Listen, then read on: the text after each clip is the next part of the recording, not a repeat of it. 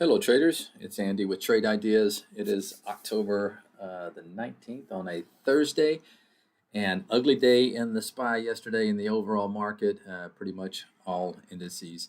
You can see here we did drive down, caught the low of this kind of 5-day range and popped up, closed just right at the 20-period moving average. We are trying to gap up a little bit, but very dangerous market right now, guys. If you have to stay in cash, stay in cash. Nothing wrong with that. As a matter of fact, I wouldn't blame you if you were in 100% cash. But if you do play it with small size. Let's take a look at some stocks that are holding up well. But keep in mind, the overall market is in a downtrend right now. So Crowdstrike, I'm really liking the way this is now. It is gapping up. I'm not sure what the news is. It is gapping up today, but you see an incredible move here out of this breakout in several days in a row and going sideways. That depicts some very, very strong buying going on in that Crowdstrike. So like to see a pullback in this. I'm not one to chase in this market for sure.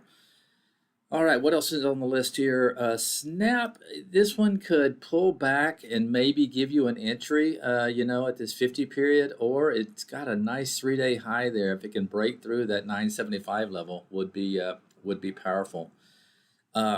Couple of China stocks, even though the China markets have been getting hit pretty hard, that are holding up well is Time.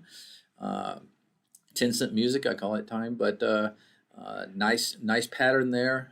Nice little volume bar yesterday in an ugly market, closed on high. It's gapping down a little bit today with the weakness in the overnight markets.